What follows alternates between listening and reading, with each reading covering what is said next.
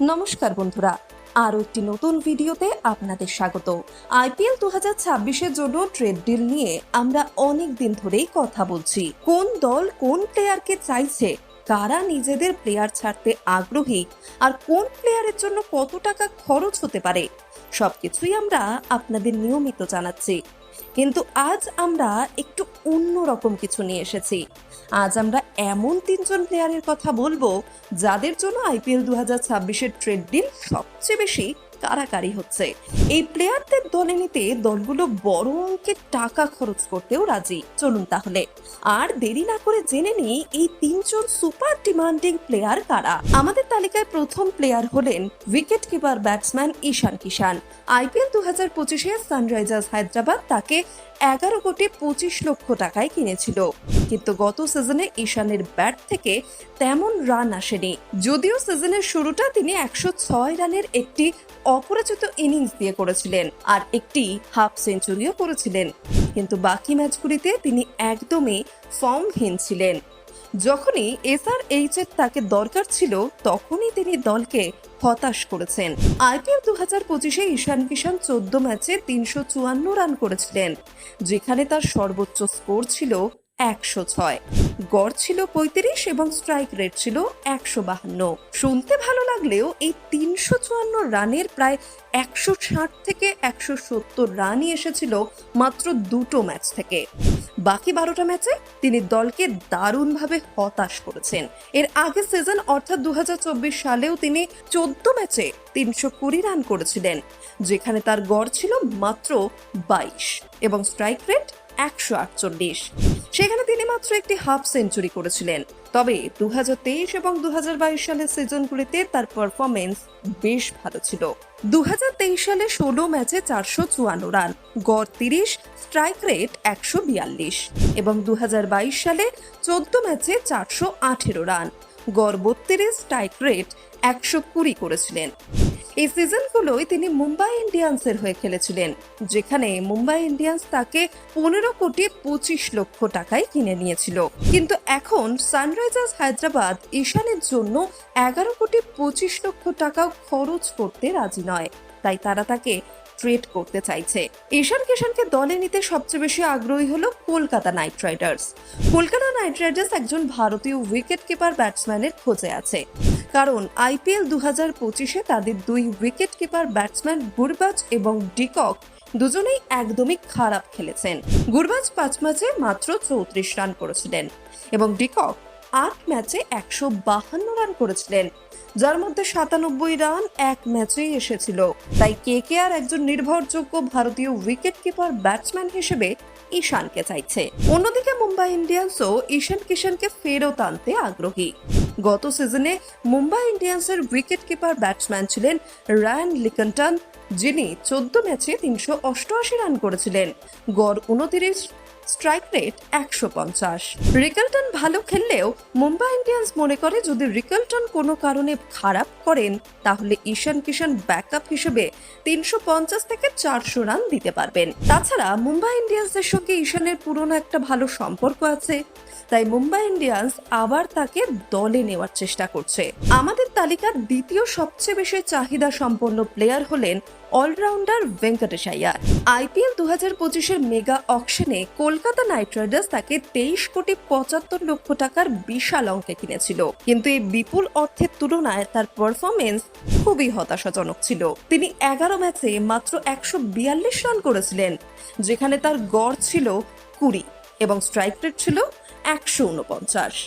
এত বড় অঙ্কের টাকা খরচ করে কলকাতা নাইট রাইডার্স তাকে আর দলে রাখতে চাইছে না। তাছাড়া যদি তারা ঈশান কিষান বা সঞ্জু স্যামসনের মতো প্লেয়ারদের ট্রেড ডিলে নিতে চায়, তাহলে ভেঙ্কটেশ আইয়ারকে ছেড়ে দিলে তাদের বাজেট অনেকটাই বাড়বে। ভেঙ্কটেশ আইয়ারকে নিতে আগ্রহী দলগুলির মধ্যে প্রথমে আছে সানরাইজার্স হায়দ্রাবাদ।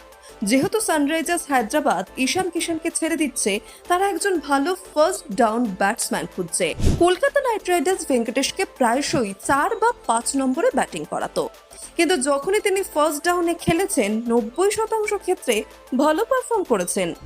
সানরাইজার্স হায়দ্রাবাদ মনে করে ভেঙ্কটেশ আইয়ার তাদের জন্য ফার্স্ট ডাউনে আরো বেশি কার্যকরী হবেন। দ্বিতীয় যে দল ভেঙ্কটেশ আইয়ারকে চাইছে সেটি হলো রয়্যাল চ্যালেঞ্জার্স বেঙ্গালুরু। আইপিএল 2025-এর মেগা অকশনের সময় আরসিবি ভেঙ্কটেশকে কেনার জন্য 23,05,00,000 টাকা পর্যন্ত বিড করেছিল, কিন্তু শেষ পর্যন্ত কেকেআর তাকে কিনে নেয়। আরসিবির হেড কোচ একাধিকবার বলেছে যে ভেঙ্কটেশ আইয়ার তাদের দলের ভারসাম্য অনেক বাড়িয়ে দেবেন। তিনি এও বলেছেন যে ভবিষ্যতে যদি আবার সুযোগ আসে তাহলে তিনি ভেঙ্কটেশকে দলে নিতে পিছপা হবেন না। জানা যাচ্ছে আরসিবি ভেঙ্কটেশ আইয়ারের জন্য কেকেআর কে লিয়াম লিভিংস্টোনকে অফার করেছে। তারা বলছে লিভিংস্টোনকে নিয়ে নাও আর ভেঙ্কটেশ আইয়ারকে আমাদের দাও। এখন দেখার বিষয় কেকেআর ভেঙ্কটেশকে এসআরএইচ এর কাছে ট্রেড করে নাকি আরসিবির কাছে। আর এবার আসি সে তৃতীয় প্লেয়ারের কথায়, যার ডিমান্ড ঈশান কিষান এবং ভেঙ্কটেশ আইয়ারের থেকেও বেশি। তিনি হলেন সঞ্জু স্যামসং। ঈশান এবং ভেঙ্কটেশকে তাদের দল খারাপ পারফরমেন্সের জন্য ছেড়ে দিচ্ছে, কিন্তু সঞ্জু স্যামসনের ক্ষেত্রে ব্যাপারটা সম্পূর্ণ আলাদা। তার ফর্ম দুর্দান্ত, তিনি একজন বড় মাপের প্লেয়ার, কিন্তু তিনি নিজেই তার বর্তমান দলে থাকতে চাইছেন না, আর তার দলের সাথেও সম্পর্কের অবনতি হয়েছে। আমি কথা বলছি রাজস্থান রয়্যালসের অধিনায়ক সঞ্জু স্যামসনকে নিয়ে। সঞ্জু স্যামসনকে দলে নেওয়ার জন্য কোন দলগুলো মরিয়া তা সবারই জানা। চেন্নাই সুপার কিংস তাকে আইপিএল 2026-এ দলে আনার জন্য সব রকম চেষ্টা করছে।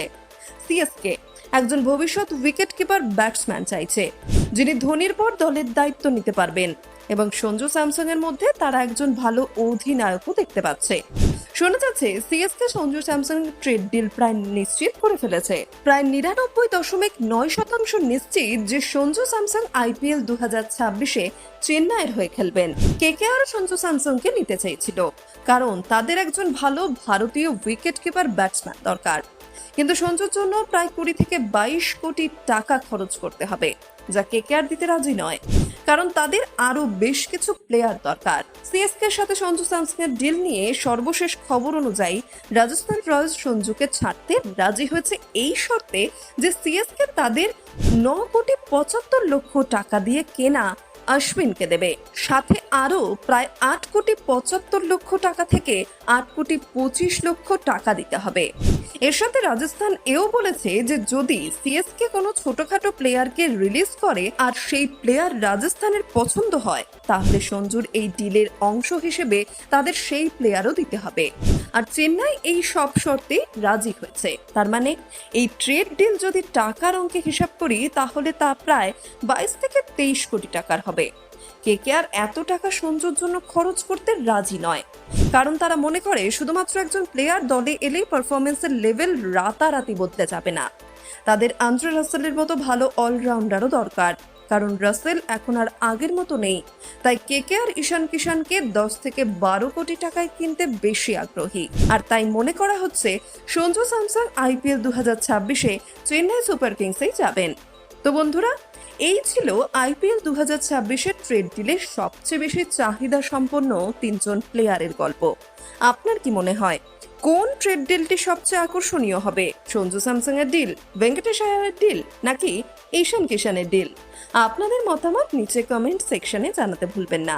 ভিডিওটি ভালো লাগলে লাইক করুন, আমাদের চ্যানেলটি সাবস্ক্রাইব করুন এবং বন্ধুদের সাথে শেয়ার করুন।